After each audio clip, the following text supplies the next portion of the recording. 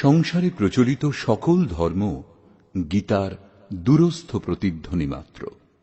ভগবান মহাবীর, ভগবান গৌতম বুদ্ধ, গুরু নানক, সন্ত কবীর প্রমুখের শ্রদ্ধাপূর্ণ তপ সিদ্ধান্তগুলির উচ্চতম অভিব্যক্তি গীতা শাস্ত্র। গীতার দিব্যবাণী আপনাদের সকলের আত্মদর্শনের জন্য প্রস্তুত করা হয়েছে।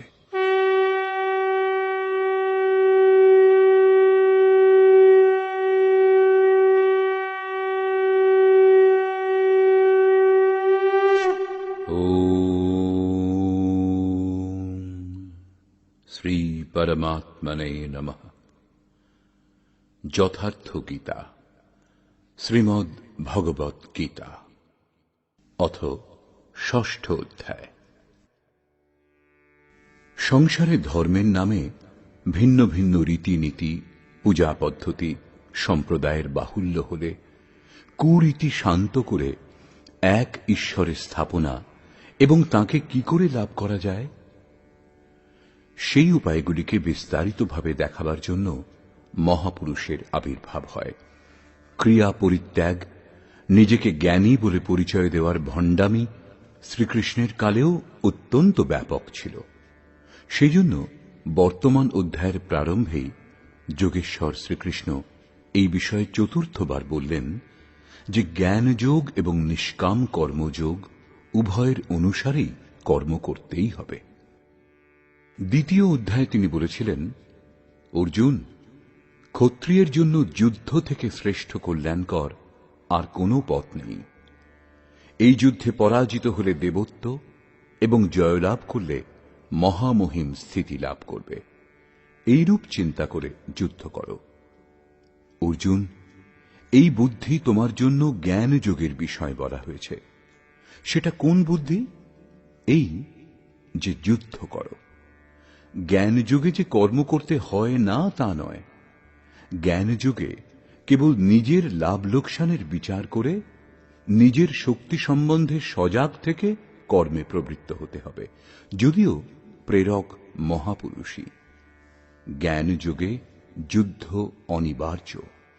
তৃতীয় অধ্যায়ে অর্জুন জিজ্ঞাসা করেছিলেন যে, ভগবান, নিষ্কাম কর্মযোগ অপেক্ষা জ্ঞানযোগ যদি শ্রেষ্ঠ বলে আপনার অভিমত, তাহলে আমাকে ঘোর কর্মে কেন নিযুক্ত করছেন? নিষ্কাম কর্মযোগ অর্জুনের কঠিন বলে মনে হচ্ছিল।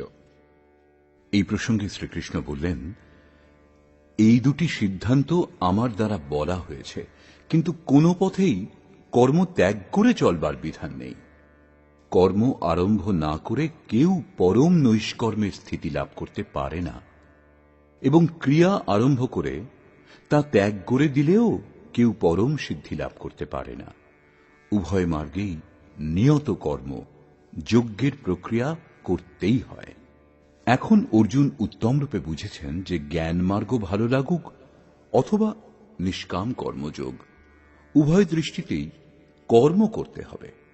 এরপরেও পঞ্চম অধ্যায়ে তিনি প্রশ্ন করেছিলেন যে ফলের দিক দিয়ে কোনটা শ্রেষ্ঠ, কোনটা সুবিধাজনক। শ্রীকৃষ্ণ বলেছেন, অর্জুন, দুটি পরম শ্রেয় প্রদান করে, দুটি এক স্থানে পৌঁছয়। তবু সাংখ্য অপেক্ষা নিষ্কাম কর্মযোগ শ্রেষ্ঠ, কারণ নিষ্কাম কর্মের আচরণ না করে কেউ সন্ন্যাসী হতে পারে না। দুই মার্গেই কর্ম একটাই। অতএব স্পষ্ট হল যে সেই নির্ধারিত কর্ম না করে কেউ সন্ন্যাসী হতে পারে না এবং কেউ যোগীও হতে পারে না। এই পথের পথিকের দুটি দৃষ্টিকোণ, যা পূর্বেই বলা হয়েছে। শ্রী ভগবান উবাচ,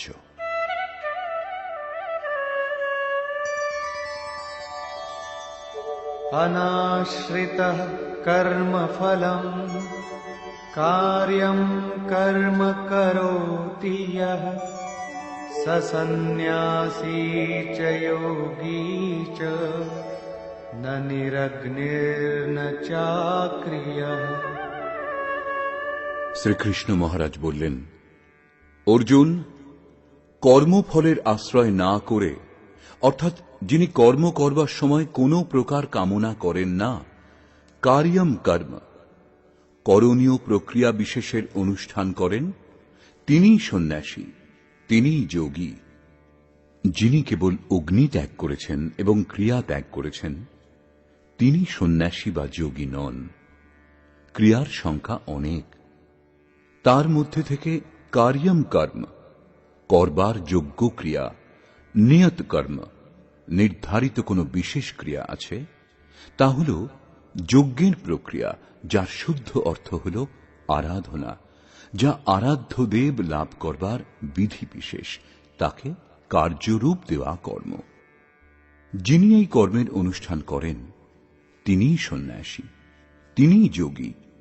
যারা অগ্নিত্যাগী বলে যে আমরা অগ্নি স্পর্শ করি না, অথবা কর্মত্যাগী বলে যে আমাদের কর্ম করবার দরকার নেই, আমরা আত্মজ্ঞানী। কর্ম আরম্ভ না করে যারা এরূপ বলে, করণীয় ক্রিয়া বিশেষের আচরণ করে না, তারা সন্ন্যাসীও নয়, যোগীও নয়। এই প্রসঙ্গে আরও বলছেন, यं सन्न्यासमिति प्राहुः योगं तं विद्धि पाण्डव न ह्यः सन्न्यस्तसङ्कल्पो योगी भवति कश्चन। অর্জুন, যাকে সন্ন্যাস এইরূপ বলা হয়, তাকেই তুমি যোগ বলে জানবে, কারণ সংকল্প ত্যাগ না করলে কোন পুরুষ যোগী হয় না। অর্থাৎ কামনা ত্যাগ উভয় মার্গের জন্যই আবশ্যক। তাহলে তো ভালোই, বলে দিই যে আমি সংকল্প করি না, তাহলেই যোগী সন্ন্যাসী হয়ে যাব। শ্রীকৃষ্ণ বলছেন, এরূপ হয় না। आरुरुक्षोर्मुनेर्योगं कर्म कारणमुच्यते योगारूढस्य तस्यैव शमः कारणमुच्यते। যোগে আরোহণ করতে ইচ্ছুক মননশীল পুরুষের জন্য যোগের প্রাপ্তির জন্য কর্মানুষ্ঠানই সাধন, এবং যোগের অনুষ্ঠান করতে করতে যখন তা পরিণাম দেওয়ার স্থিতিতে আসে, সেই যোগারূঢ়ত্বে শমঃ কারণমুচ্যতে, সকল সংকল্পের অভাবই কারণ। এর পূর্বে সংকল্পের হাত থেকে রেহাই পাওয়া যায় না। এবং यदा हिनेन्द्रियार्थेषु न कर्मस्वनुषज्यते सर्वसंकल्पसन्न्यासी योगारूढस्तदोच्यते। যে কালে পুরুষ ইন্দ্রিয় ভোগে আসক্ত হন না এবং কর্মেও আসক্ত হন না, যোগের পরিপক্ক অবস্থাতে পৌঁছনোর পর কর্ম করে আর কার খোঁজ করা হবে? অতএব নিয়ত কর্ম আরাধনার আর প্রয়োজন হয় না, সেই জন্য তিনি আর কর্মে আসক্ত হন না। সেই সময় সর্বসংকল্প সন্ন্যাসী, সর্বসংকল্পের অভাব দেখা দেয়। একেই বলে সন্ন্যাস। এই হল যোগারূঢ়ত্ব। পথে সন্ন্যাস বলে কিছুই নেই। এই যোগারূঢ়ত্বে কি লাভ? उद्धरेदात्मनात्मानं नात्मानमवसादयेत् आत्मैव ह्यात्मनो बन्धु आत्मैव रिपुरात्मनः।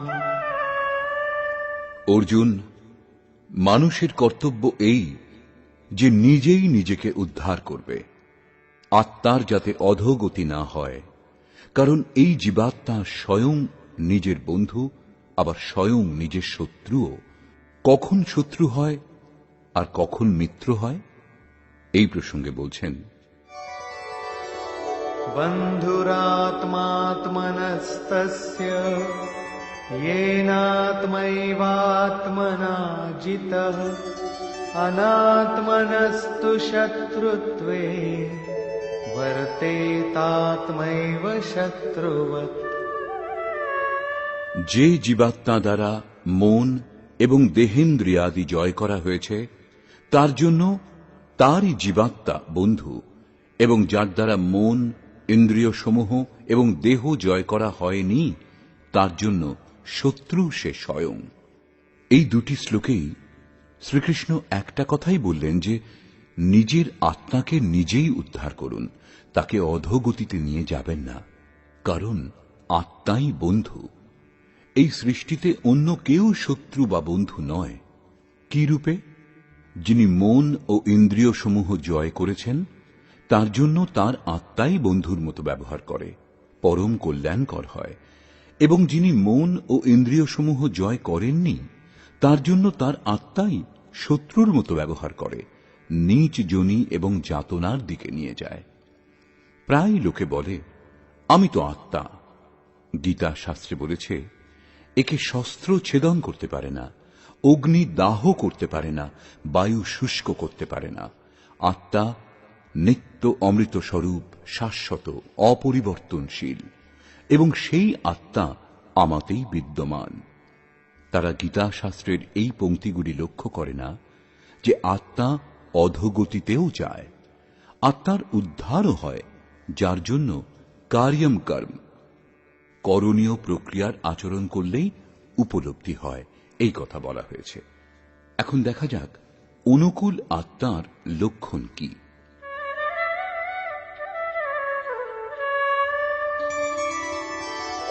जितात्मनः प्रशान्तस्य परमात्मा समाहितः शीतोष्णसुखदुःखेषु तथा मानापमानयोः। শীত ও উষ্ণে, সুখ ও দুঃখে এবং মান ও অপমানে যার অন্তঃকরণের বৃত্তিসমূহ শান্ত, এইরূপ স্বাধীন আত্মা যার, তার মধ্যে পরমাত্মা সদা স্থিত, কখনো পৃথক হন না। জিতাত্মা অর্থাৎ যিনি মন ও ইন্দ্রিয় সমূহ জয় করেছেন, যার বৃত্তি পরম শান্তিতে প্রবাহিত, একেই আত্মার উদ্ধারের অবস্থা বলে। আরো বললেন, ज्ञान विज्ञान तृप्तात्मा कूटस्थो विजितेन्द्रियः युक्त इत्युच्यते योगी समलोष्टाश्मकाञ्चनः। যার অন্তঃকরণ জ্ঞান ও বিজ্ঞানে তৃপ্ত, যার স্থিতি অচল, স্থির এবং নির্বিকার, যিনি বিশেষ রূপে ইন্দ্রিয় সমূহ জয় করেছেন, যার দৃষ্টিতে মাটি, পাথর ও সোনা এক, এইরূপ যোগীকে যুক্ত বলা হয়। যুক্তির অর্থ যোগে সংযুক্ত, একেই বলে যোগের পরাকাষ্ঠা। যোগেশ্বর পঞ্চম অধ্যায়ের শ্লোক সংখ্যা 7 থেকে 12 পর্যন্ত যার বর্ণনা করেছেন, পরম তত্ত্ব পরমাত্মার সাক্ষাৎকার এবং সেই সঙ্গে তাঁকে জানাকেই বলে জ্ঞান। সাধক ইষ্ট থেকে যদি 1 ইঞ্চি দূরেই থাকে, জানবার ইচ্ছুক, তবুও তাকে অজ্ঞানীই বলে। সেই প্রেরক কিরূপে সর্বব্যাপ্ত, কিরূপে প্রেরণা প্রদান করেন, কিরূপে অনেকগুলি আত্মার একসঙ্গে পথ প্রদর্শন করেন, কি রূপে তিনি ভূত, ভবিষ্যৎ এবং বর্তমানের জ্ঞাতা, সেই প্রেরক ইষ্টের কার্যপ্রণালীর জ্ঞানই বিজ্ঞান। যেদিন থেকে হৃদয়ে ইষ্টের আবির্ভাব ঘটে, সেদিন থেকেই তিনি নির্দেশ দিতে আরম্ভ করেন, কিন্তু শুরুতে সাধক বুঝতে পারেন না। পরাকাষ্ঠাকালেই যোগী তার আন্তরিক কার্যপ্রণালী সম্পূর্ণভাবে বুঝতে পারেন। এই বোঝার ক্ষমতাকেই বিজ্ঞান বলে। যোগারূঢ় অথবা যুক্ত পুরুষের অন্তঃকরণ জ্ঞান বিজ্ঞানে তৃপ্ত থাকে। এইরূপ যোগযুক্ত পুরুষের স্থিতির নিরূপণ করে যোগেশ্বর শ্রীকৃষ্ণ পুনরায় বললেন,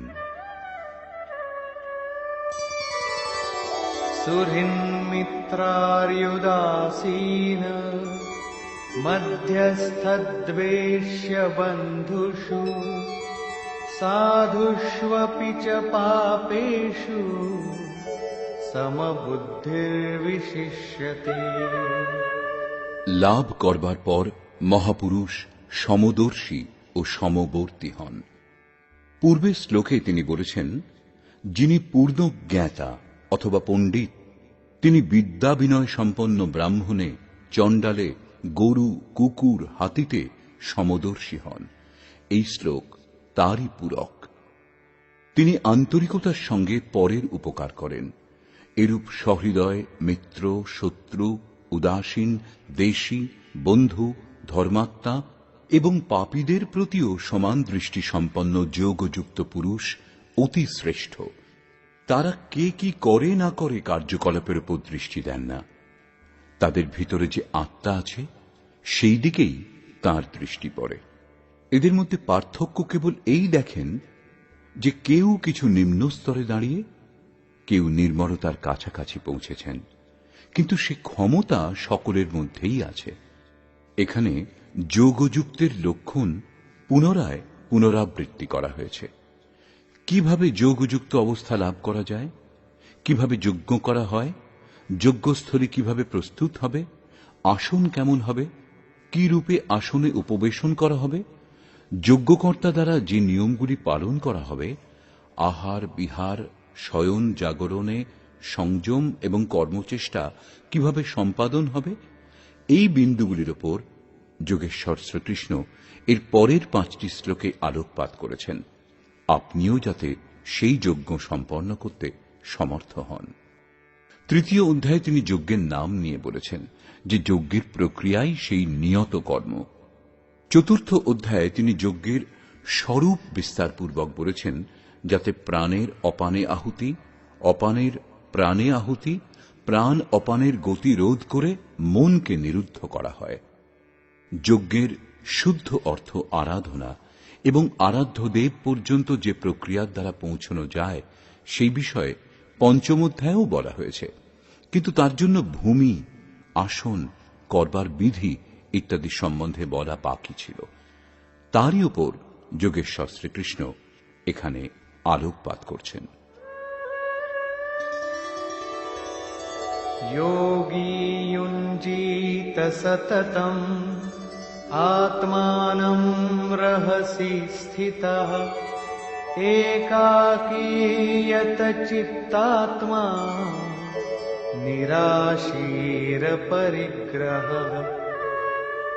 চিত্ত জয় করবার জন্য প্রযত্নশীল যোগী মন ইন্দ্রিয় সমূহ এবং দেহ সংযত করে বাসনা ও সংগ্রহ রহিত হয়ে নির্জন স্থানে একাকী চিত্তকে আত্মোপলব্ধি করবার যোগক্রিয়াতে নিযুক্ত করবেন। তার জন্য কেমন স্থান হওয়া দরকার, আসন কিরূপ হবে? शुचौ देशे प्रतिष्ठाप्य स्थिरमासनमात्मनः नात्युच्छ्रितं नातिनीचम् चैलाजिनकुशोत्तरम्। শুদ্ধ স্থানে কুশ, মৃগচর্ম, বস্ত্র অথবা এর থেকে উত্তরোত্তর রেশম, উলের বস্ত্র, তক্তাপোষ যা কিছু হোক স্থির আসন স্থাপন করবেন।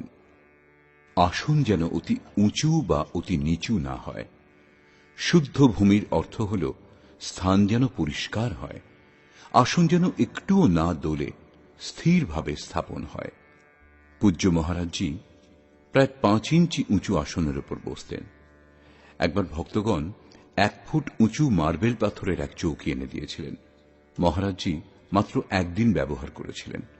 পরদিনই বলেছিলেন, সাধুদের এত উঁচু আসনে বসা উচিত নয়, এতে অভিমান চলে আসে। আবার নিচুতেও বসা উচিত নয়, হীন ভাব ও ঘৃণা উৎপন্ন হয়। সেটা সরিয়ে বাগানে রেখে দিয়েছিলেন। তিনি সেখানে কখনো যেতেন না, এখনো কেউ যায় না। এইরূপ ছিল সেই মহাপুরুষের ক্রিয়াত্মক শিক্ষা পদ্ধতি। সাধকের জন্য বেশি উঁচু আসন ব্যবহার উচিত নয়, তাহলে ভজন সম্পূর্ণ হবে পরে, আগে অহংকারটাই প্রাধান্য পাবে। এরপরে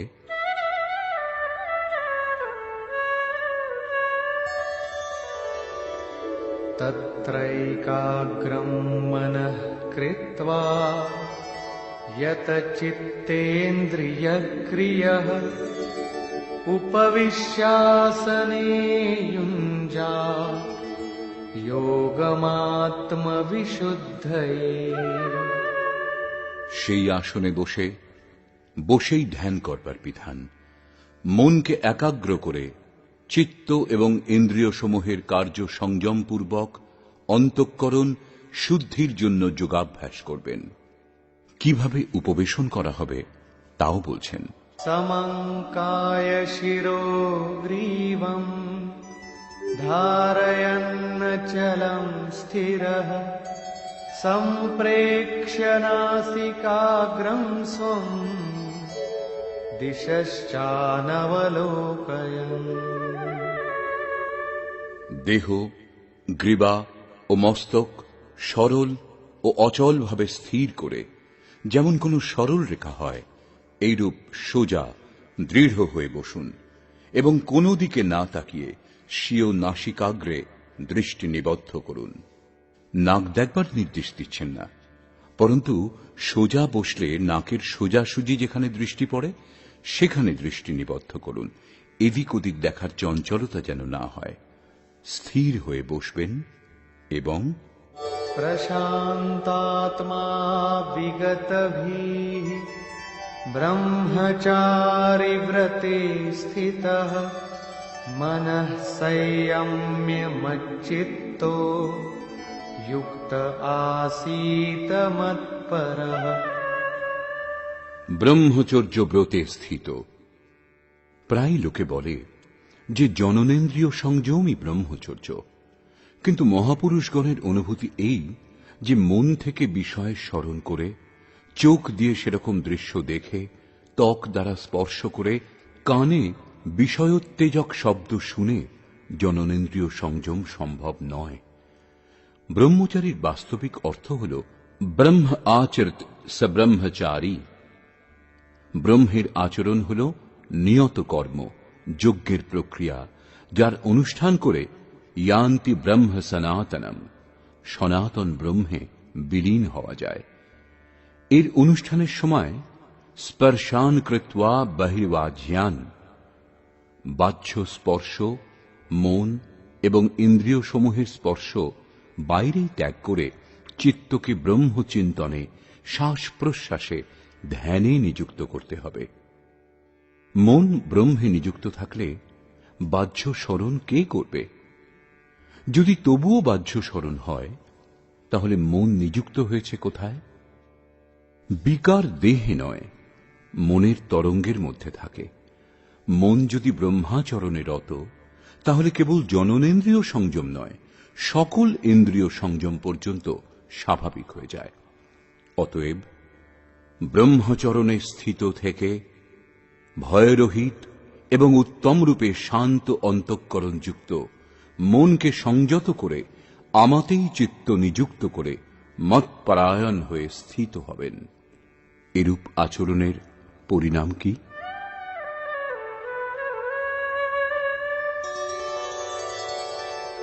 युञ्जन्नेवं सदात्मानं योगी नियतमानसः शान्तिं निर्वाणपरमां मत्संस्थामधिगच्छति। এইরূপ নিজেকে নিরন্তর সেই চিন্তনে নিযুক্ত করে যোগী সংযতভাবে মন সমাহিত করে আমার স্থিতিরূপ পরাকাষ্ঠাযুক্ত শান্তি প্রাপ্ত হন। সেই জন্য নিজেকে নিরন্তর কর্মে নিযুক্ত করুন। এই প্রশ্নটি এখানে সম্পূর্ণ হল। এর পরের দুটি শ্লোকে তিনি বলছেন, পরমানন্দযুক্ত শান্তির জন্য শারীরিক সংযম, যুক্তাহার, বিহারও আবশ্যক। नात्यश्नतस्तु योगोऽस्ति न चैकान्तमनश्नतः न चाति स्वप्नशीलस्य जाग्रतो नैव चार्जुन। অর্জুন, এই যোগ অতি ভোজীর সিদ্ধ হয় না এবং একান্ত অনাহারীরও সিদ্ধ হয় না, অত্যন্ত নিদ্রালুর এবং অতি অনিদ্রা অভ্যাসীরও সিদ্ধ হয় না। তাহলে কার সিদ্ধ হয়? युक्ताहार विहारस्य युक्तचेष्टस्य कर्मसु युक्तस्वप्नावबोधस्य योगो भवति दुःखः।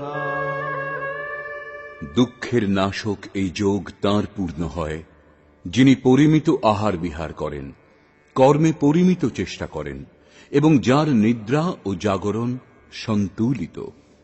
অধিক ভোজনে আলস্য, নিদ্রা এবং প্রমাদ ঘিরে ধরে, তখন সাধনা ব্যাহত হয়। আহার ত্যাগ করলেও ইন্দ্রিয় সমূহ দুর্বল হয়ে যায়, অচল স্থির হয়ে বসবার ক্ষমতা থাকে না। পূজ্য মহারাজজি বলতেন, যতটা খোরাক তার থেকে একটা দুটো রুটি কম খাওয়া উচিত। বিহার অর্থাৎ সাধনের অনুকূল বিচরণ, অল্প পরিশ্রমও করা উচিত। কোনো কাজ খুঁজে নিতে হয়, অন্যথা রক্ত সঞ্চার শিথিল হয়ে যাবে, যার ফলে রোগ ব্যাধির শিকার হবে। আয়ু, নিদ্রা ও জাগরণ আহার ও অভ্যাসে কম বেশি হয়। মহারাজজি বলতেন, যোগীদের 4 ঘন্টা শয়ন করা উচিত এবং সব সময় স্মরণ মনন করা উচিত। যে বৃথা জাগরণ করে সে শীঘ্রই পাগল হয়ে যায়। কর্মে পরিমিত চেষ্টা হওয়া দরকার, অর্থাৎ নিয়ত কর্ম আরাধনার অনুরূপ নিরন্তর প্রযত্নশীল হওয়া দরকার। বাহ্য বিষয়গুলি স্মরণ না করে সর্বদা তাতেই যিনি নিযুক্ত, তাঁরই যোগে সিদ্ধি লাভ হয়। সঙ্গে সঙ্গে यदा विनियतं चित्तम् आत्मन्येवावतिष्ठते निःस्पृहः सर्वकामेभ्यो युक्त इत्युच्यते तदा। এই প্রকার যোগের অভ্যাস দ্বারা বিশেষ রূপে সংযত চিত্ত যে কালে পরমাত্মাতে উত্তম রূপে স্থিত হন, প্রায় বিলীন হয়ে যান, সেই কালে কামনা থেকে মুক্ত পুরুষকে যোগযুক্ত বলা হয়। এখন বিশেষ রূপে বিজিত চিত্তের লক্ষণ কি?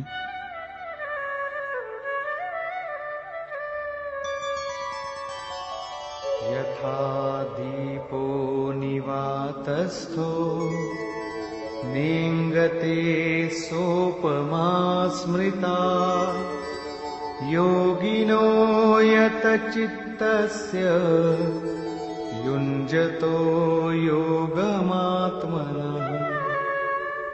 বায়ুশূন্য স্থানে অবস্থিত দীপ শিখা যেমন কম্পিত হয় না, শিখা ঊর্ধ্বমুখী হয়, তাতে কম্পন হয় না, সেই উপমা দেওয়া হয়েছে পরমাত্মার ধ্যানে প্রবৃত্ত চিত্তজয়ী যোগীর সঙ্গে। প্রদীপ তার উদাহরণ মাত্র। বর্তমান সময়ে প্রদীপের প্রচলন কমে গেছে। বায়ুতে বেগ না থাকলে ধূপকাঠির ধোঁয়া সোজা ওপরের দিকে যায়। এটা যোগীর বিজিত চিত্তের একটা উদাহরণ মাত্র। এখন যদিও চিত্ত জয় করা হয়েছে, তবু নিরুদ্ধ চিত্তের বিলয় তো হয়নি। যখন এই নিরুদ্ধ চিত্তেরও বিলয় হয়, তখন কি বিভূতি লাভ হয়? শুনুন।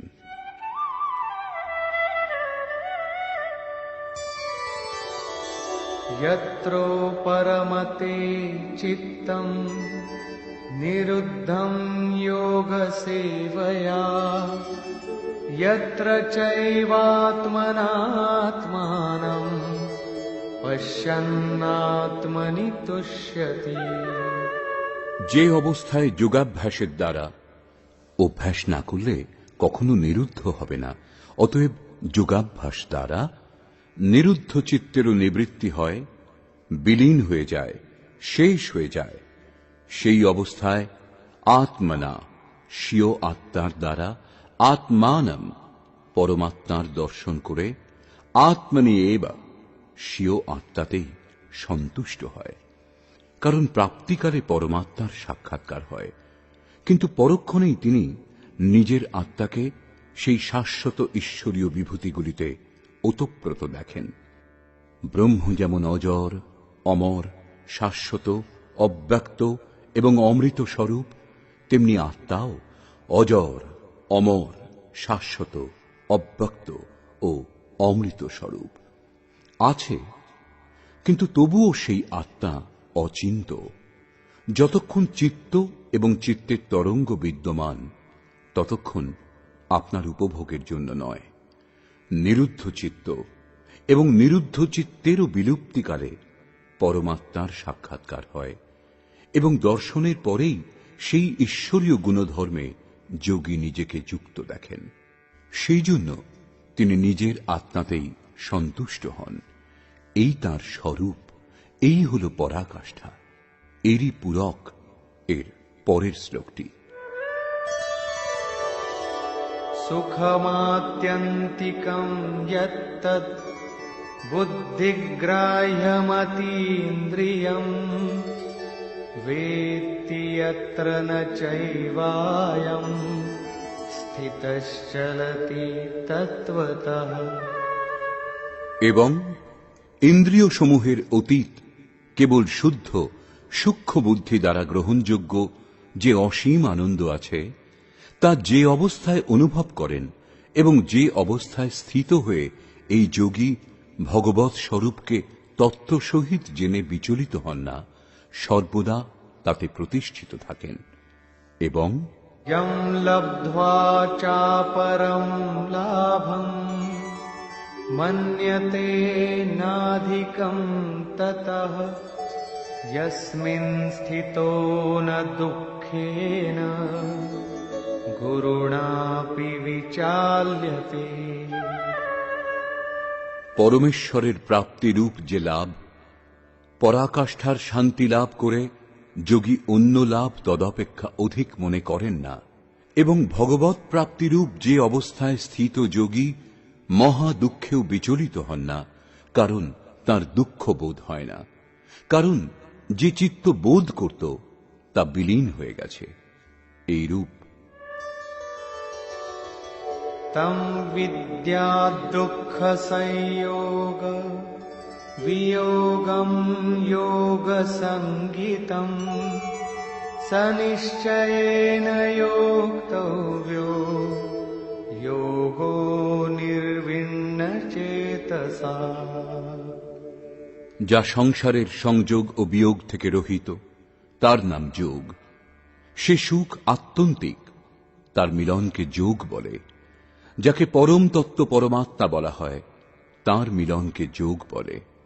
সেই যোগের অভ্যাস স্থির হয়ে নিশ্চয়পূর্বক করা কর্তব্য। যিনি ধৈর্য ধারণ করে রত থাকেন, তিনি যোগে সফল হন।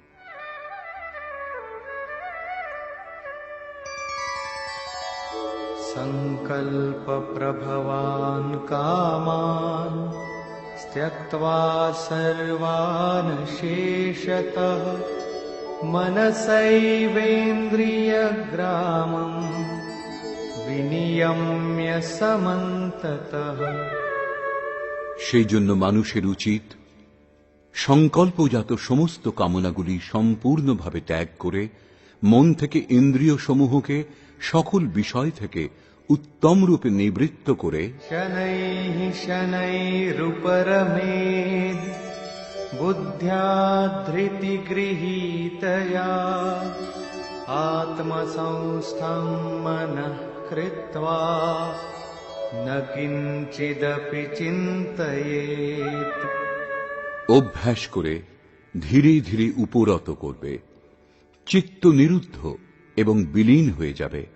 অতঃপর ধৈর্যযুক্ত বুদ্ধির দ্বারা মনকে পরমাত্মাতে স্থিত করে অন্য কিছুই চিন্তা করবে না। লাভ করবার বিধান নিরন্তর প্রবৃত্ত থেকেই, কিন্তু শুরুতে মন লাগে না। এই প্রসঙ্গে যোগেশ্বর বলছেন,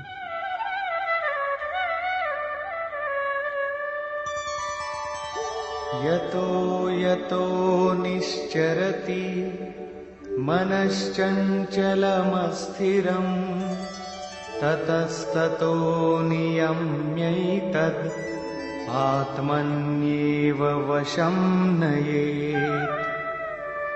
এই অস্থির ও চঞ্চল মন যে যে কারণে সাংসারিক পদার্থে ধাবিত হয়, সেই সেই বিষয় থেকে নিবৃত্ত করে বারবার অন্তরাত্মাতেই নিরুদ্ধ করবেন।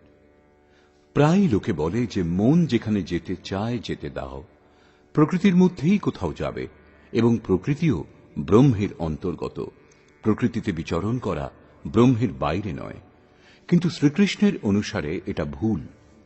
গীতায় এই সমস্ত মান্যতাগুলির কোনো স্থান নেই।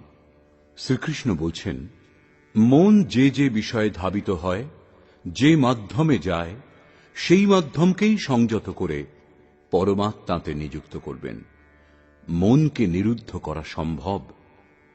এই নিরুদ্ধের পরিণাম কি?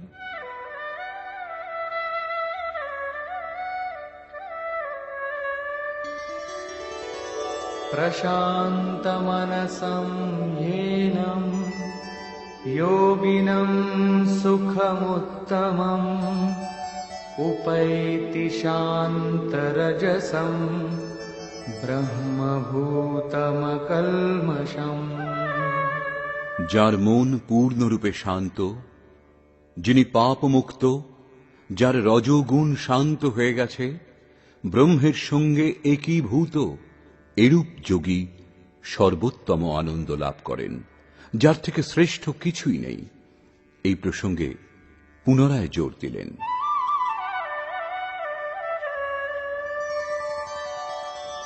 युञ्जन्नेवं सदात्मानं योगी विगतकल्मषः सुखेन ब्रह्म संस्पर्शम् अत्यन्तं सुखमश्नुते। এই রূপে আত্মাকে নিরন্তর সেই পরমাত্মাতে যুক্ত করে নিষ্পাপ যোগী সুখপূর্বক পরব্রহ্ম পরমাত্মার প্রাপ্তির অসীম আনন্দের অনুভব করেন। তিনি ব্রহ্ম সংস্পর্শ অর্থাৎ ব্রহ্মে স্পর্শ এবং তাতে স্থিত হওয়ার সঙ্গে অসীম আনন্দের অনুভব করেন। অতএব ভজন অনিবার্য। এই প্রসঙ্গে আরো বলছেন,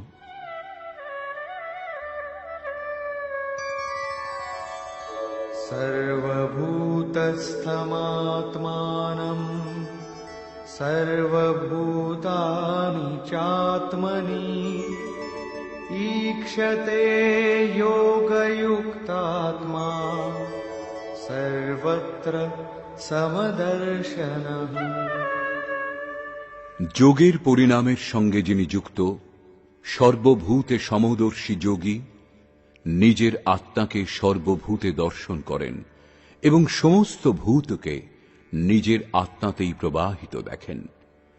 এরূপ দর্শন করলে কি লাভ? यो मां पश्यति सर्वत्र सर्वं च मयि पश्यति तस्याहं न प्रणश्यामि स च मे न प्रणश्यति। যিনি সর্বভূতে পরমাত্মা রূপ আমাকে দর্শন করেন, ব্যাপ্ত দেখেন এবং সর্বভূতকে সর্বাত্মা আমাতে দর্শন করেন, তার জন্য আমি অদৃশ্য হই না এবং তিনিও আমার জন্য অদৃশ্য হন না। এটাই প্রেরকের মুখোমুখি মিলন, সখ্যভাব, সামীপ্য মুক্তি।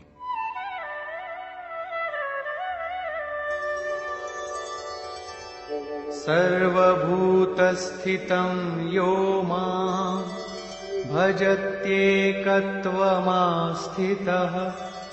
सर्वथा वर्तमानोऽपि स योगी मयि वर्तते। যিনি বহুর মধ্যে উপরোক্ত একত্বভাবে আমাকে ভজনা করেন, তিনি সর্বপ্রকারের কার্যে নিযুক্ত থেকেও আমাতেই অবস্থিতি করেন। কারণ আমি ব্যতীত তার জন্য আর কেউ নেই, তার সব কিছু বিলীন হয়ে গেছে। সেই জন্য এখন তিনি ওঠা বসা যা কিছু করেন আমার সংকল্পেই করেন।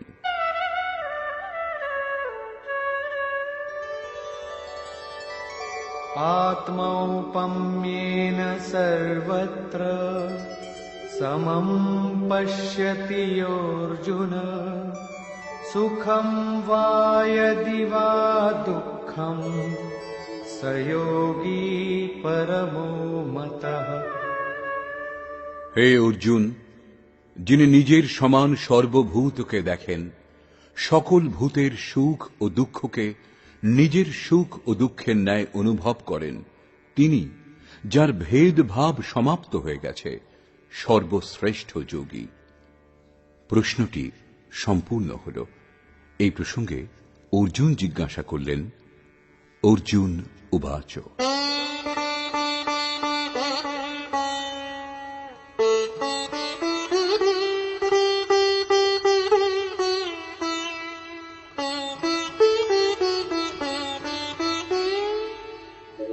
योऽयं योगस्त्वया प्रोक्तः साम्येन मधुसूदन एतस्याहं न पश्यामि चञ्चलत्वात् स्थितिं स्थिराम्।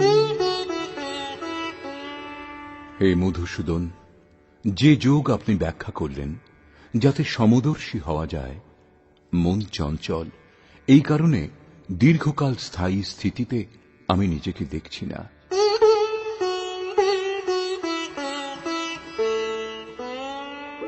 चञ्चलं हि मनः कृष्ण प्रमाथि बलवदृढम् तस्याहं निग्रहं मन्ये वायोरिव सुदुष्करम्।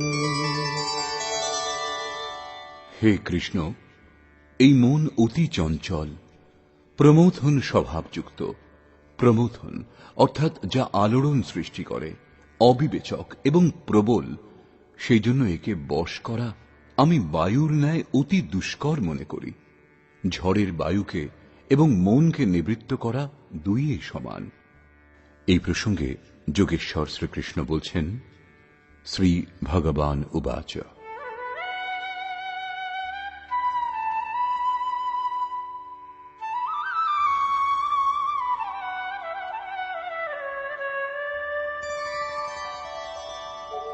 असंशयं महाबाहो मनो दुर्निग्रहं चलम् अभ्यासेन तु कौन्तेय वैराग्येण च गृह्यते।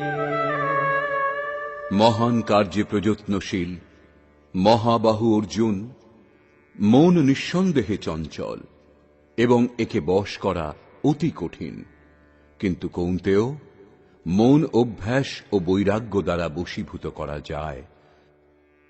যেখানে চিত্ত নিযুক্ত করতে হবে, সেখানে স্থির করবার জন্য বারবার প্রযত্ন করাকে অভ্যাস বলে, এবং দেখা শোনা বিষয়বস্তু থেকে সংসার অথবা স্বর্গাদি ভোগগুলিতে রাগ অর্থাৎ আসক্তির ত্যাগ বৈরাগ্য।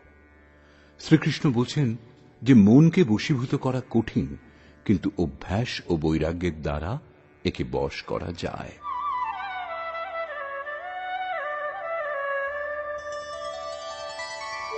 असंयतात्मना योगो दुष्प्राप इति मे मतिः वश्यात्मना तु यतता शक्यो वाप्तुमुपायतः। অর্জুন, যে পুরুষ মনকে বশ করেনি তার পক্ষে যোগ দুষ্প্রাপ্য, কিন্তু যার মন সবশ সেই প্রযত্নশীল পুরুষ যোগ লাভ করতে পারেন। এই আমার অভিমত। যত কঠিন তুমি মনে করছো তত কঠিন নয়। অতএব একে কঠিন মনে করে ত্যাগ করে দিও না, প্রযত্নপূর্বক এই যোগ লাভ করো, কারণ মন বশীভূত হলেই যোগ সম্ভব। এই প্রসঙ্গে অর্জুন জিজ্ঞাসা করলেন, অর্জুন উবাচ।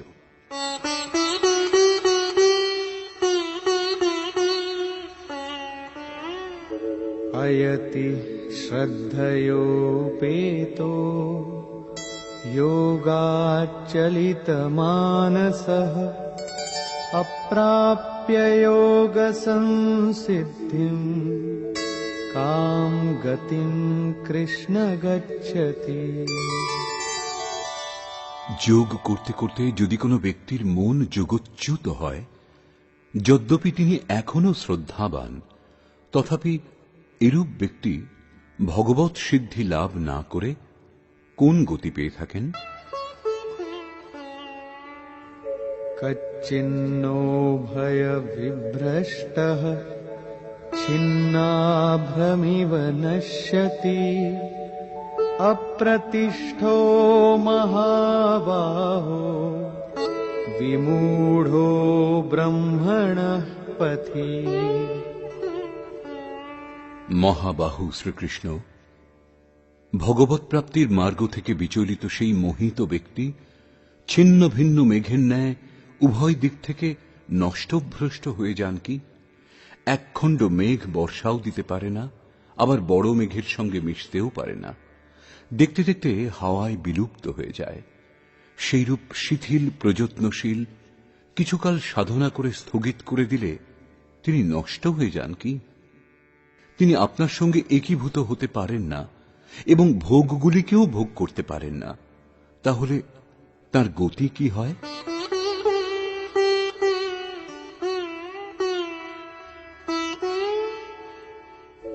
एतन्मे संशयं कृष्ण छेत्तुमर्हस्य शेषतः त्वदन्यः संशयस्यास्य चेत्ता नह्युपपद्यते।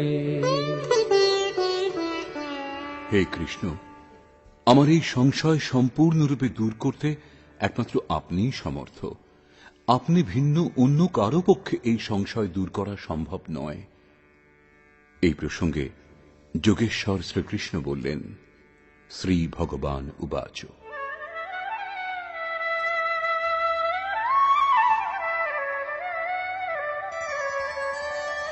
पार्थ नैवेह नामुत्र विनाशस्तस्य विद्यते न हि कल्याणकृत् कश्चिद् दुर्गतिं तात गच्छति। পার্থিব দেহকেই রথ ভেবে লক্ষ্যের দিকে অগ্রসর অর্জুন, সেই পুরুষের না এই লোকে না পরলোকেও নাশ হয়। কারণ হে বৎস, সেই পরম কল্যাণকর নিয়ত কর্মের আচরণ করেন যিনি, তার কখনো দুর্গতি হয় না। তাহলে তার কি হয়?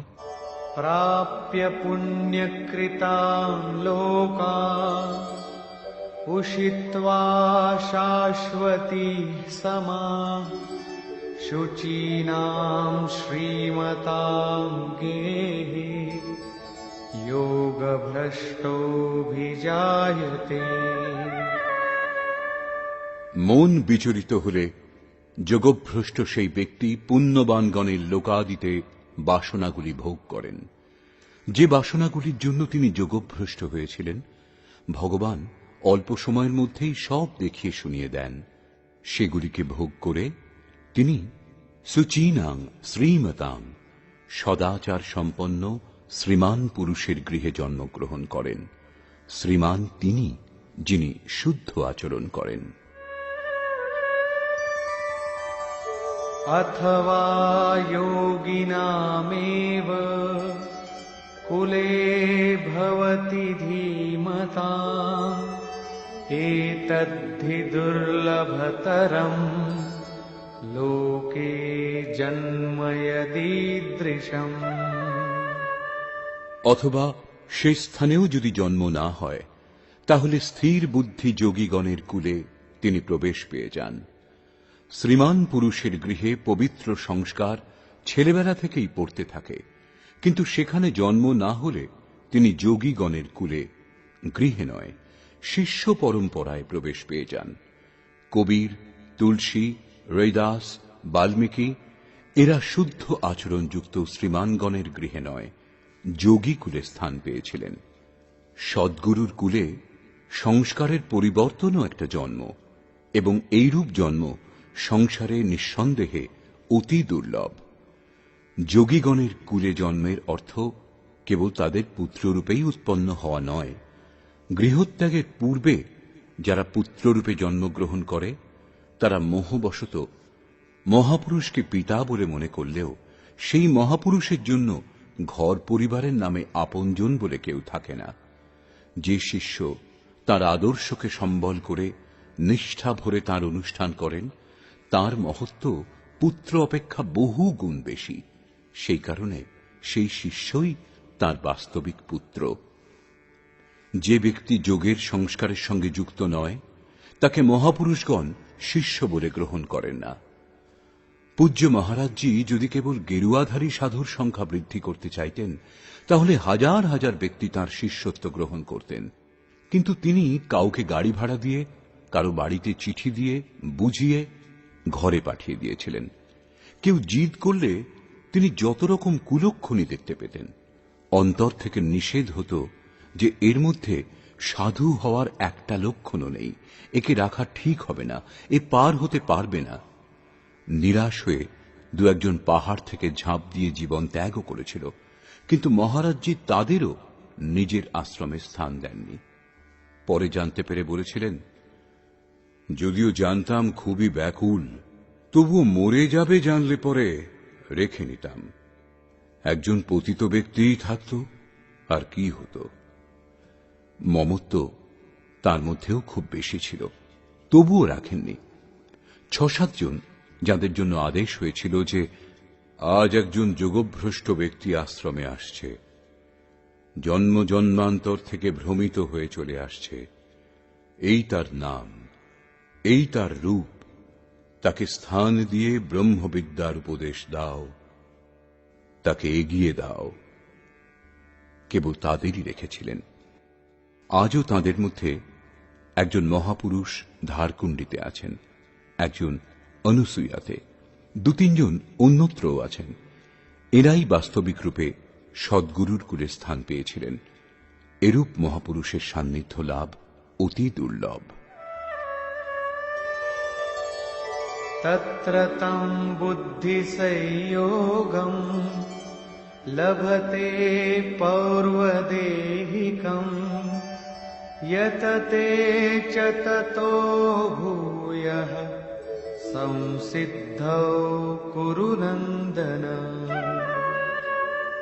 যোগভ্রষ্ট পুরুষ পূর্বজন্মে যে সাধন করেছিলেন, সেই বুদ্ধির সংযোগকে সেখানে অনায়াসেই লাভ করেন, এবং হে কুরুনন্দন, তার প্রভাবে তিনি পুনরায় সংসিদ্ধৌ ভগবৎ প্রাপ্তিরূপ পরম সিদ্ধি লাভের জন্য প্রযত্ন করেন।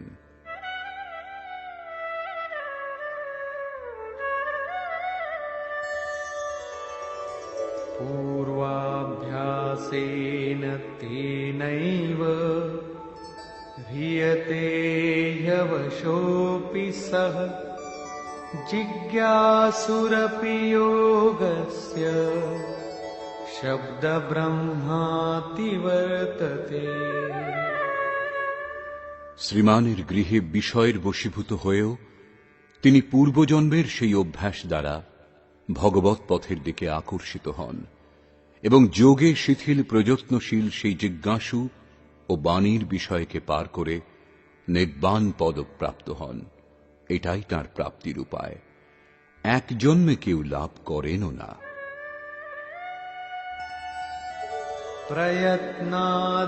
प्रयत्नाद्यतमानस्तु योगी संशुद्ध किल्बिषः अनेक जन्म संसिद्धः ततो याति परां गतिम्। অনেক জন্ম থেকে প্রযত্নশীল যোগী পরম সিদ্ধি লাভ করেন।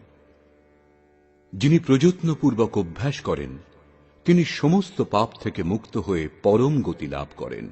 এটাই প্রাপ্তির ক্রম। শিথিল প্রযত্ন দ্বারা যোগের আরম্ভ হয়। মন বিচলিত হয়ে পথভ্রষ্ট হলে পুনরায় জন্মগ্রহণ করতে হয়। পরে সদ্গুরুর কুলে প্রবেশ পাওয়া যায় এবং প্রত্যেক জন্মে অভ্যাসে প্রবৃত্ত থেকে সেখানেই পৌঁছন, যাকে পরম গতি পরম ধাম বলা হয়। শ্রীকৃষ্ণ বলেছেন যে এই যোগে বীজের নাশ হয় না। আপনি এই পথে শুধু দুপা চলুন, সেই সাধনের কখনো নাশ হবে না।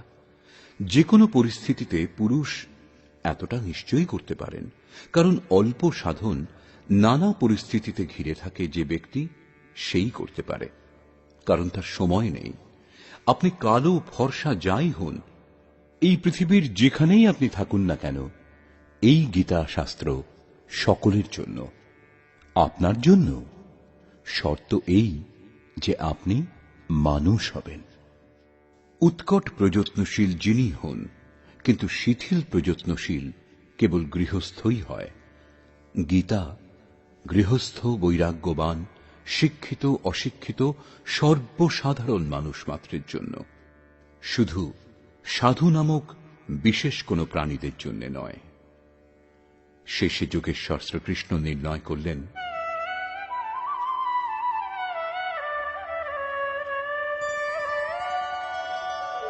তপস্বিভ্যোऽধিকো যোগী জ্ঞানিভ্যোऽপি মতোऽধিকः কর্মিভ্যশ্চাধিকো যোগী তস্মাদ্ যোগী ভবার্জুন।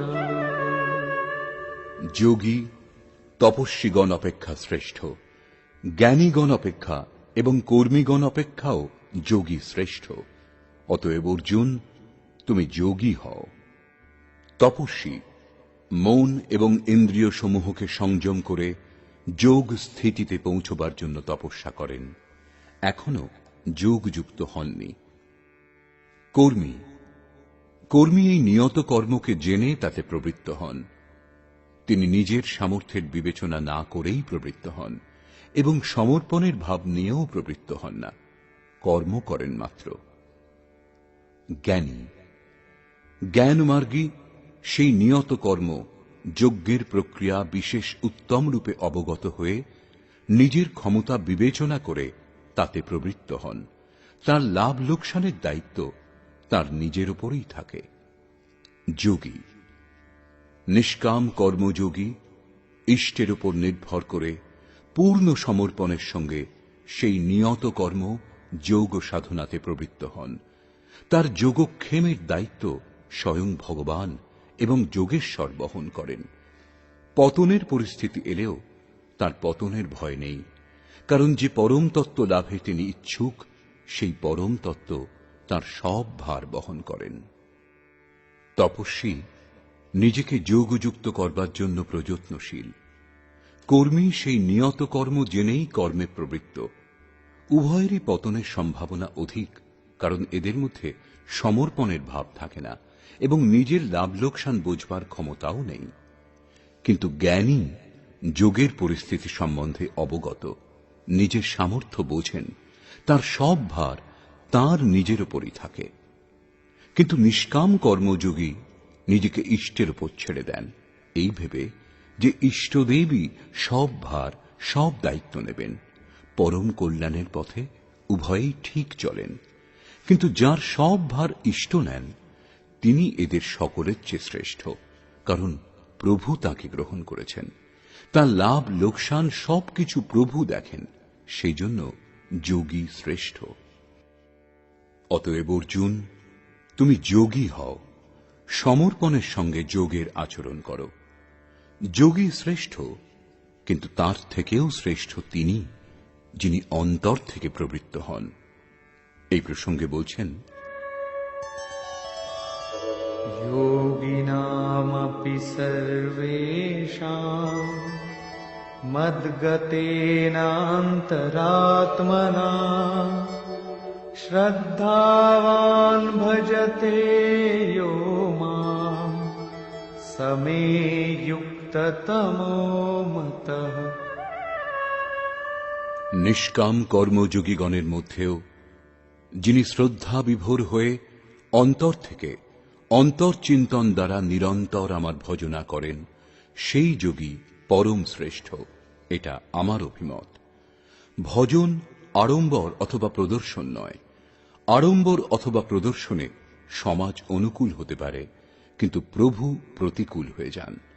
ভজন অত্যন্ত গোপনীয়ভাবে অনুষ্ঠিত হয় এবং তা অন্তঃকরণ থেকেই হয়।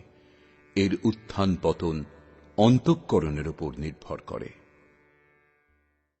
নিষ্কর্ষ। বর্তমান অধ্যায়ের প্রারম্ভে যোগেশ্বর শ্রীকৃষ্ণ বলেছেন যে ফলের আশা ত্যাগ করে যিনি কার্যম কর্ম অর্থাৎ করণীয় প্রক্রিয়া বিশেষের আচরণ করেন তিনিই সন্ন্যাসী এবং সেই কর্মের কর্তা বাস্তবিক যোগী। সকল ক্রিয়া ত্যাগী অথবা অগ্নিত্যাগী যোগী বা সন্ন্যাসী হন না। সংকল্প ত্যাগ না করলে কোন পুরুষ যোগী অথবা সন্ন্যাসী হতে পারেন না। আমি সংকল্প করি না বললেই সংকল্প ত্যাগ হয় না। যিনি যোগে আরূঢ় হতে চান তাকে সর্বদা কার্যম কর্ম এর আচরণে তৎপর থাকা উচিত। এই কর্মে অনবরত নিযুক্ত থাকলেই একদিন যোগী যোগারূঢ় হন এবং তখনই সর্বসংকল্পের অভাব হয়, এর পূর্বে নয়। সর্বসংকল্পের অভাবই সন্ন্যাস। যোগেশ্বর পুনরায় বলছেন যে আত্মা অধোগতিতে যায় এবং তার উদ্ধারও হয়। যিনি ইন্দ্রিয় সমূহ এবং মন জয় করেছেন তার আত্মা তার সঙ্গে বন্ধুর মতো ব্যবহার করে এবং পরম কল্যাণকর হয়।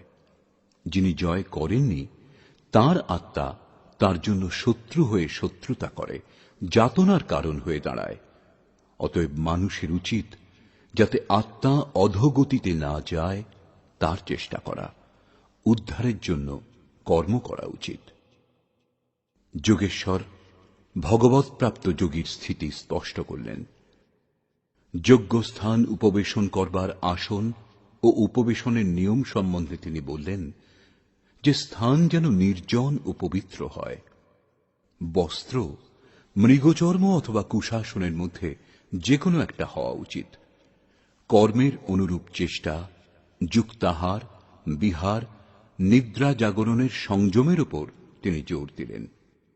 যোগীর নিরুদ্ধ চিত্তের উপমা তিনি বায়ুশূন্য স্থানের অকম্পিত প্রদীপ শিখার সঙ্গে দিলেন এবং এই প্রকার নিরুদ্ধ চিত্তও যখন বিলীন হয়ে যায় তখন তিনি যোগের পরাকাষ্ঠা অর্থাৎ অসীম আনন্দ লাভ করেন।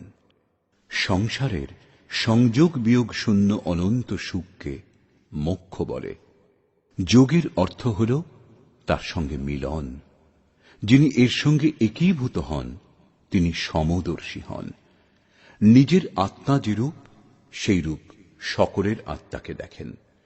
তিনি পরম পরাকাষ্ঠারূপ শান্তি প্রাপ্ত হন। অতএব যোগ আবশ্যক। মন যেখানেই যাক সেখান থেকেই আকর্ষণ করে বারবার একে নিরুদ্ধ করবার প্রযত্ন করা উচিত। শ্রীকৃষ্ণ স্বীকার করলেন যে মনকে বশীভূত করা কঠিন, কিন্তু একে বশীভূত করা সম্ভব।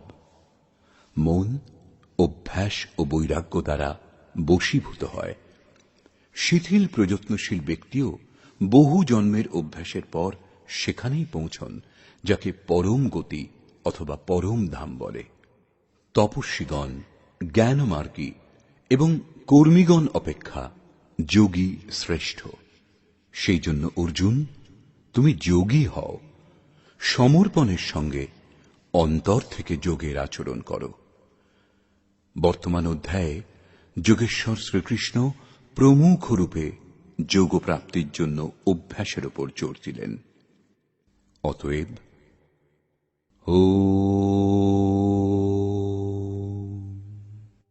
এইরূপ শ্রীমদ্ ভগবৎ গীতারূপী উপনিষদ এবং ব্রহ্মবিদ্যা তথা যোগশাস্ত্র বিষয়ক শ্রীকৃষ্ণ ও অর্জুনের সংবাদে অভ্যাস যোগ নামক ষষ্ঠ অধ্যায় পূর্ণ হল। এই প্রকার শ্রীমৎ পরমহংস পরমানন্দজির শিষ্য স্বামী অর্গড়ানন্দকৃত শ্রীমদ্ ভগবৎ গীতার ভাষ্য যথার্থ গীতাতে অভ্যাস যোগ নামক ষষ্ঠ অধ্যায় সমাপ্ত হল। হরি ওম তৎসৎ।